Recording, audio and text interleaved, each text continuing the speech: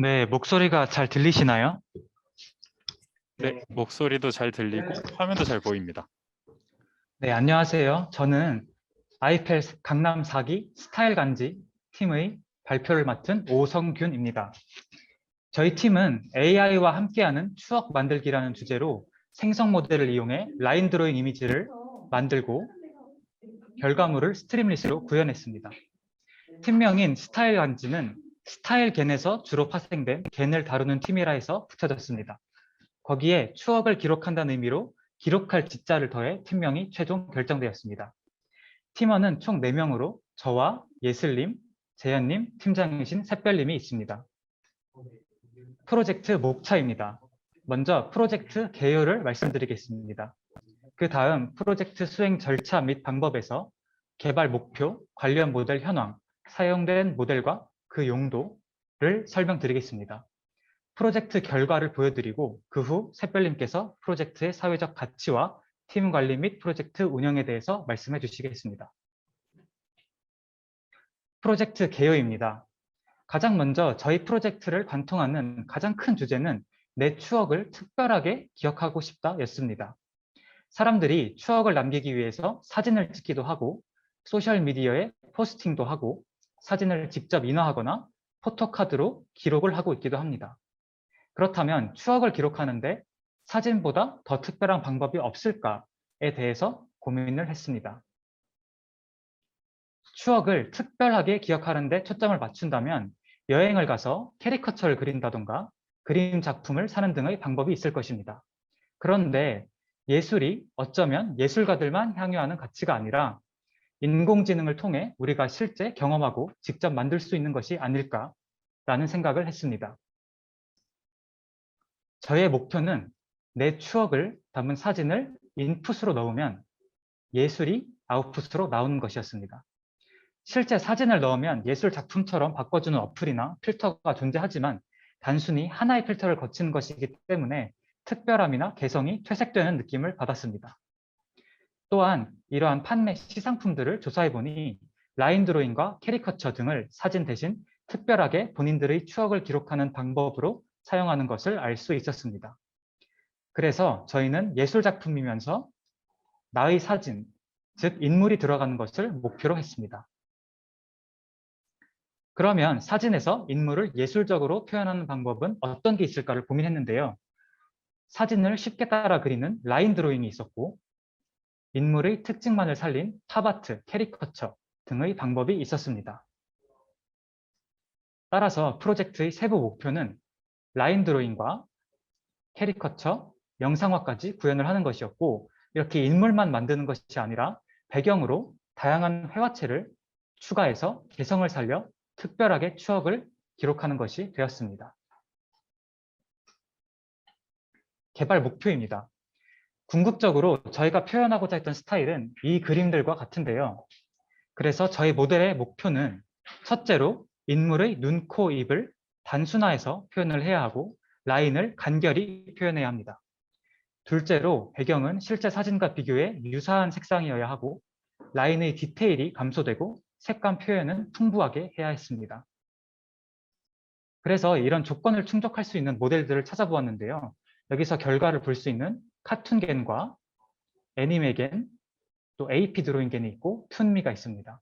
이것들은 배경이나 얼굴을 카툰으로 전환하는 모델인데 얼굴을 표현하지 못한다든지 실제 이미지의 색채감을 동일하게 살리지 못한다든지 등의 문제점이 있었기 때문에 사용하지 않았습니다.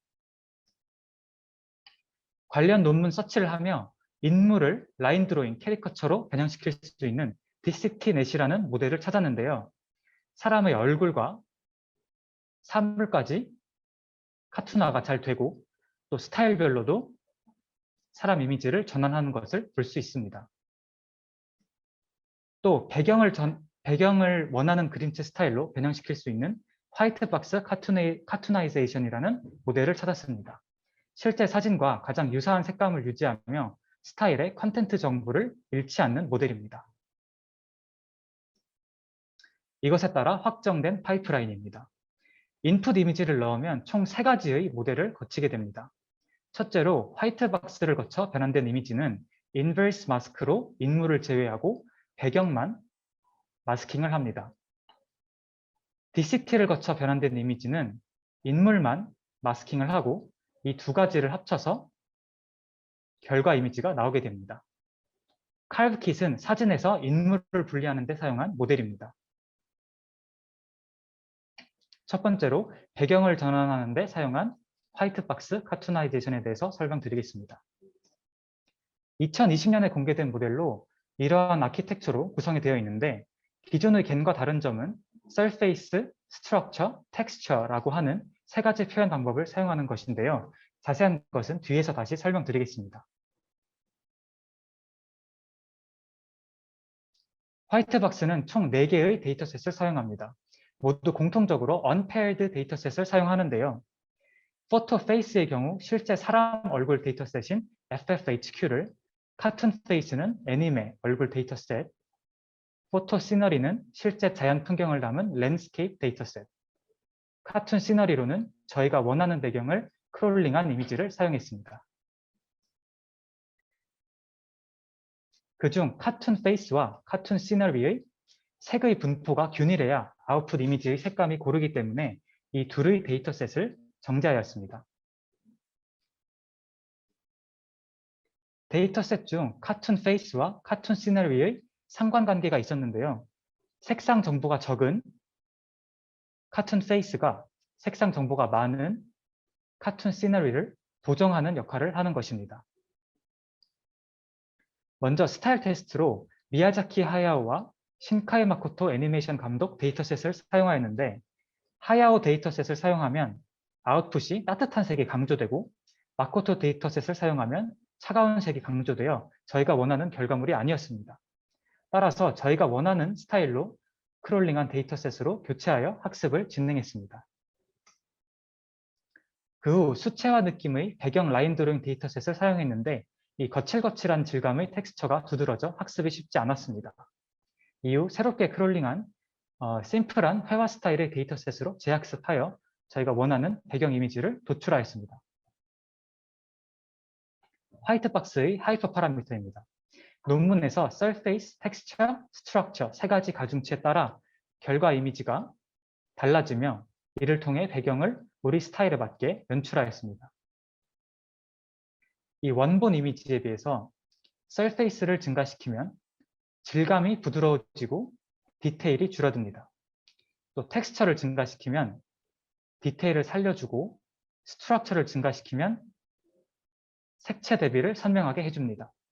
결과적으로 텍스처 가중치를 낮추고 서페이스 가중치를 높여서 디테일을 줄이고 부드럽게 표현하는 데 중점을 두었습니다. 하이퍼 파라미터 튜닝 과정인데요. 서페이스와 텍스처 등을 여러 가지 옵션들로 다양하게 조절해가며 튜닝을 해보았습니다. 이것은 하이퍼 파라미터 튜닝과 데이터셋 교체 전의 결과물이고 이것이 저희의 손을 거친 최종 결과물입니다. 색상과 질감이 안정적인 것을 볼 수 있습니다. 화이트박스 아웃풋 이미지의 로스 값인데요. 모든 버전에서 로스 값이 수렴하면서 학습이 안정적으로 진행되는 것을 볼 수 있습니다. 화이트박스의 FID 수치인데요. 왼쪽이 페이스 정보, 오른쪽이 시너리 정보입니다. 학습이 진행됨에 따라 지속적으로 이 값이 감소하는 것을 확인할 수 있습니다. 두 번째 모델은 인물을 변환하는 데 사용한 DCT넷입니다. DCT는 올해 발표된 모델로 오피셜로 공개된 코드가 없고 파이토치로 구현한 모델을 베이스라인으로 사용하였습니다. 크게 CCN과 TTN이라는 내부 모델이 있습니다.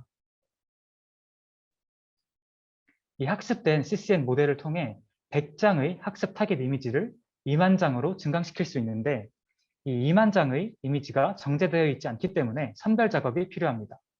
선별을 통해 정제된 이미지를 학습에 사용합니다.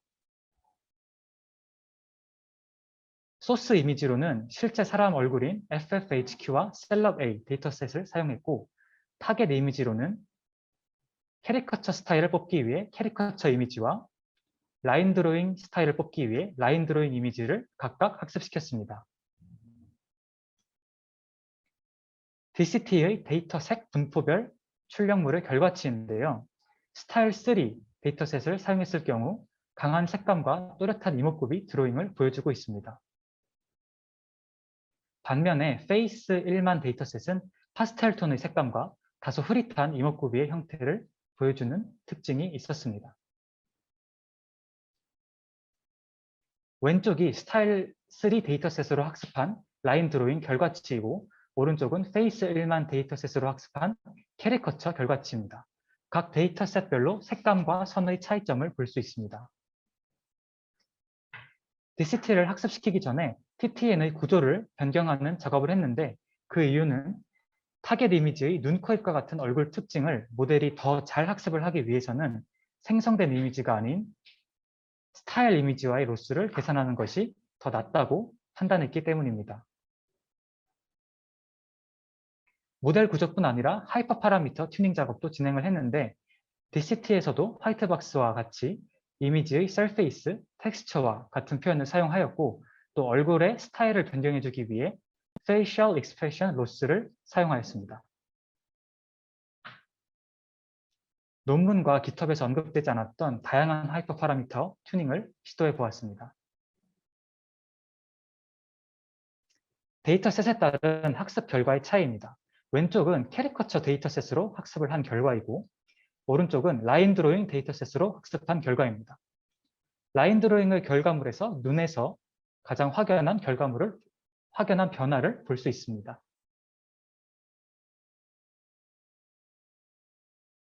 DCT의 결과물입니다. 이렇게 복잡한 구조였던 눈이 라인 드로잉 스타일로 변한 것을 볼 수 있습니다. DCT의 로스값 그래프입니다. 눈, 코, 입과 같은 얼굴 표현이 변경되면서 처음에는 로스값이 올라갔지만 결국에는 안정적으로 수렴하는 것을 볼 수 있습니다. 캐리커처 데이터를 사용한 모델과 라인 드로잉 데이터를 사용한 모델이 학습이 진행됨에 따라 accuracy의 값도 0.5로 수렴되는 것을 확인하였습니다. DCT의 FID도 캐리커처 버전과 라인 드로잉 버전 둘 다 학습이 지속되면서 값이 지속적으로 감소하는 것을 확인할 수 있었습니다. 다음은 이미지에서 배경을 제거하는 모델로 사용한 칼브킷입니다. 이 칼브킷은 U-스퀘어넷과 바스넷, 딥랩 버전 3, 3개의 모델이 하나의 세트를 이루고 있습니다. 스트림릿에서 이것을 구현할 때는 마스킹 작업에 칼브킷과 U-스퀘어넷을 사용자가 직접 선택해서 적용할 수 있게 했는데 이미지별로 마스킹이 더 잘 되는 모델이 다르기 때문입니다. 파이프라인별 이미지 변화입니다.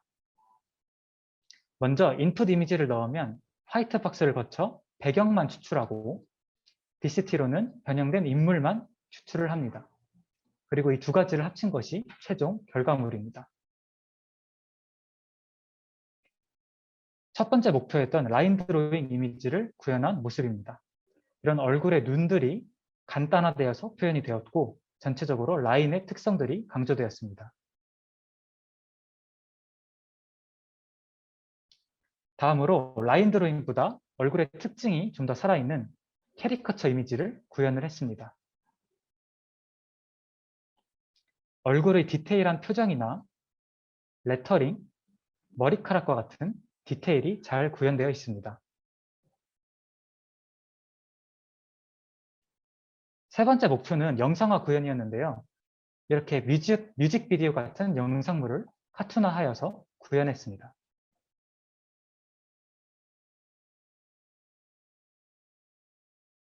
이렇게 영화의 한 장면이나 음악 프로그램, 또 뮤직비디오의 영상들을 모두 변환해 구현해 보았습니다.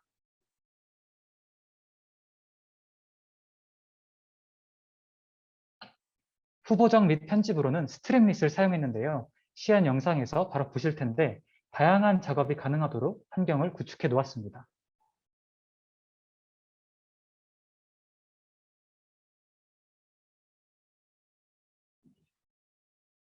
스트림릿으로 구현한 최종 결과물을 시연하겠습니다. 먼저 변환하고 싶은 사진을 불러옵니다. 이것은 프리트레인 레퍼런스 이미지고요. 여기서 배경의 채도를 조절해서 흑백에서 컬러로 변경할 수 있습니다. 또 인물의 마스킹 라인을 딴 외곽선을 추가할 수 있습니다. 인물의 스타일을 캐리커처로 선택해 보겠습니다. 여기서 인물 외곽선의 두께를 늘리고 있고요. 이렇게 이미지가 변환이 되었고 이제 배경 스타일을 선택해 보겠습니다. 먼저 유화로 바꿔보겠습니다. 유화 배경 이미지가 나왔습니다. 이제는 일러스트 스타일로 변경해 보겠습니다. 일러스트가 나왔고요. 그리고 추상화 스타일로도 변경이 되었습니다. 이번에는 인물 스타일을 캐리커처가 아닌 라인 드로잉을 선택할 텐데요. 네, 라인 드로잉 이미지로 바뀌었습니다. 배경 스타일은 추상화였다가 이제 유화로 바뀌었고요. 또 일러스트 스타일로 또 바뀌었습니다. 아예 배경을 이렇게 검은색으로 제거할 수도 있고요. 다른 색깔로 변경하는 것도 가능합니다. 이미지에서 사람이 너무 작거나 크면 사이즈를 조절할 수 있게 이제 이미지 사이즈 조정 기능이 있고 또 위치도 조절이 가능합니다.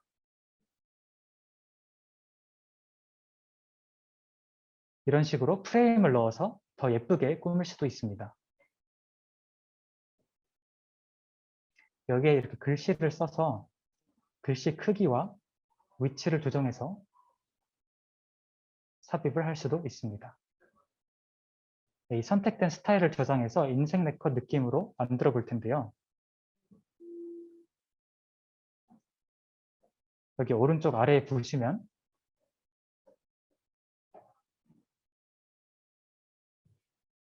저희가 방금 만든 이미지가 들어갔고 이 뒤에 또 배경 프레임을 올려서 색상이나 스타일을 변경할 수도 있습니다. 이 뒤에 배경 프레임이 변경이 되었고요. 또 최종 문구나 스타일을 변경할 수도 있고 프레임의 두께도 변경이 가능했습니다. 네, 이것으로 시연을 마치고 샛별님에게 마이크를 넘겨드리겠습니다. 네, 팀장 진샛별입니다. 이어서 발표를 마저 시작하겠습니다. 이 뒤로에 나온 거는 이 프로젝트의 사회적 가치인데요. 사회적 가치라고 하면 실제로 우리가 쓸 수 있는 것을 말하는데 실제 사람이 그린 이미지와 저희가 생성한 이미지를 서로 비교해 봤을 때 이게 얼마나 매치가 되는가가 이제 우선이었습니다. 이제 실제 활용 가능성을 볼 때 저희 모델이 뽑아낸 캐리커처 이미지 같은 경우 실제 사람이 그린 것과 별반 다르지 않았으므로 네, 실제 퀄리티로는 뒤처지는 게 없다. 그리고 충분히 사용할 만하다라고 판단했습니다. 이 뒤에는 이제 예술 분야로의 AI 진출 현황인데요. 이제 웹툰 쪽으로는 특히 자동 지색 툴과 웹툰 그림체를 구현해서 이렇게 영상으로 하는 작업도 있고 이제 자동 라이팅 모델이라고 해서 아예 그림에서 모델 라이팅을 스스로 해주는 기능이 있습니다. 해서 이게 필요한 이유를 말하자면은 그림 기술자들 같은 경우는 하루 일주일에 60컷 정도를 작업을 하는데 그러면은 월화수목금토일을 거의 다 일해야 되는 상황이기 때문에 이런 데서 작가 자신의 그림체를 학습해서 이런 모델로 돌려서 원하는 스타일을 만들면 훨씬 더 노동량이 감소할 거라는 기대를 보고 있습니다. 여기까지가 사회적 가치였고요. 그 뒤에 팀 관리 프로젝트 운영 같은 경우에는 이제 저희는 4명이서 작업을 했고 스타일 간지 팀이고 예슬린 같은 경우에는 스트리밍과 화이트박스 커스터마이제이션을 주로 작업했고 거기에 스트림 및 도커 구축 및 관리 그리고 칼백킷을 작업했고요. 성균님은 화이트박스 모델 관리랑 논문 분석 및 코드 구현 그리고 화이트박스 하이퍼 파라미터 튜닝을 담당했습니다. 재현님 같은 경우는 메인 코더셨고 화이트박스랑 DCT 모델 둘 다 관리를 하셨고요. 논문 분석과 코드 구현이 있었고 저 같은 경우는 데이터셋 전체 관리 그리고 DCT 모델 관리랑 하이퍼 파라미터 튜닝이 같이 있었습니다. 이어서 프로젝트 운영과 마일스톤 같은 경우는 저희 8주 동안 진행을 했는데요. 주제 리서치 열흘부터 시작해서 모델 구축, 데이터셋 관리를 같이 시작했고 그 뒤에 이어서 일주일 뒤에 모델 학습 그리고 마지막 일주일에는 발표 준비까지를 진행했습니다. 이어서 소통과 진행 같은 경우 노션에서 주로 저희 진행 사항을 공유했고요.